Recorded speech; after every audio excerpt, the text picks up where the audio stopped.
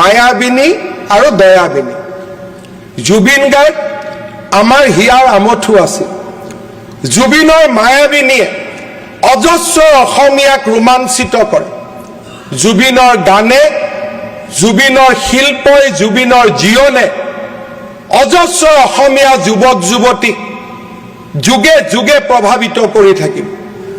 অধ্যক্ষ মহোদয়, মই গৌৰৱেৰে কম আৰু মই আজিও অত্যন্ত গৌৰৱেৰে কম, নিৰ্বাচনৰ পিছত জুবিনৰ জীৱন পৰিক্ৰমা যেতিয়াই জুবিনক আজি জুবিনৰ নাম লৈ ৰাজনীতি কৰিব বিচৰাসকলে যেতিয়া জুবিনক সমালোচনা কৰিছিল, ব্যক্তিগতভাৱে তেওঁৰ লগত মই সদায় থিয় হৈ আছিলোঁ। মই সদায় কৈছিলোঁ যে জুবিন ৰাষ্ট্ৰৰ সম্পদ, জুবিন অসমীয়াৰ সম্পদ, জুবিনক জীৱনত সমালোচনা নকৰিবা। অধ্যক্ষ মহোদয়, জুবিনক জীৱনত সন্মান কৰা আৰু মৃত্যুৰ পিছত ব্যৱহাৰ কৰিব বিচৰা দুখন সমাজৰ সৃষ্টি হৈছিল ইলেকশ্যনৰ আগত। যিসকলে জীৱনকালত জুবিনক নিৰ্মমভাৱে সমালোচনা কৰিছিল, তেওঁলোকে জুবিনৰ সমাধিলৈ গৈ অসমৰ ৰাজনৈতিক যুদ্ধখনক তেওঁলোকৰ ফালে লৈ যাবলৈ চেষ্টা কৰিল।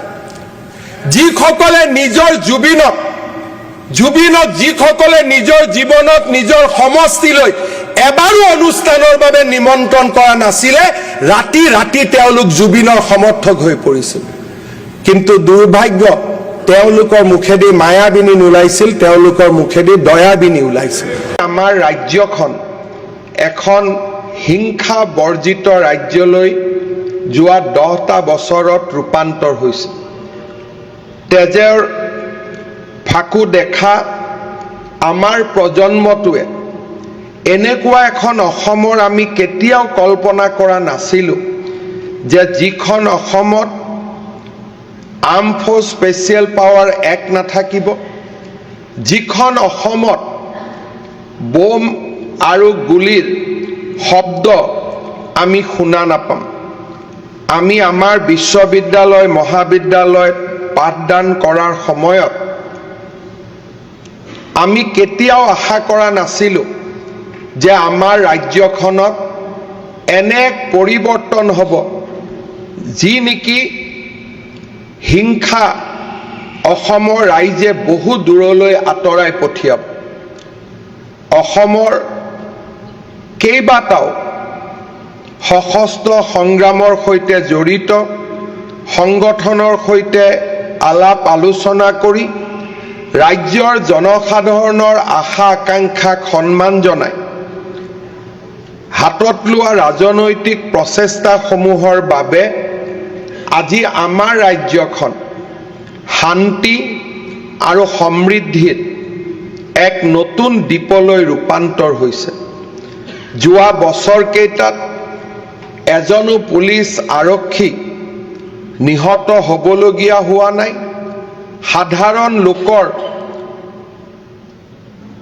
মৃত্যু হ'বলগীয়া হোৱা নাই আৰু এক প্ৰকাৰ হিংসা শব্দটো আমি লাহে লাহে আমাৰ সমাজৰ মূল শব্দসমূহৰ পৰা লাহে লাহে আঁতৰি গৈছে আৰু তাৰ কাৰণেই আজি আমাৰ ৰাজ্যখনে শান্তি আৰু সমৃদ্ধিৰ এটা নতুন যুগ দেখা পাবলৈ সক্ষম হৈছে।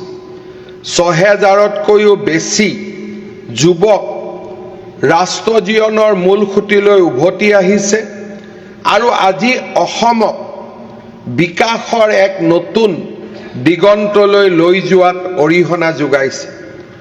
অসমৰ এই শান্তিৰ প্ৰচেষ্টা, এই শান্তিৰ কপৌজুৰি আমাৰ ৰাজ্যখনত যে কেতিয়াবা উৰিব, তাক আমাৰ প্ৰজন্মই কেতিয়াও চিন্তাও কৰিব পৰা নাছিল। আজি আমি অত্যন্ত গৌৰৱ অনুভৱ কৰোঁ যে অসমৰ নতুন প্ৰজন্মই আমি দেখা দিনবোৰ আজি দেখিবলগীয়া হোৱা নাই আৰু অসমৰ শান্তিৰ বাবে কেন্দ্ৰীয় চৰকাৰ, ৰাজ্য চৰকাৰৰ প্ৰচেষ্টাত আজি আমাৰ ৰাজ্যৰ নতুন প্ৰজন্ম হিংসাৰ পৰা কৌটি মাইল দূৰত অৱস্থান কৰিব পাৰিছে।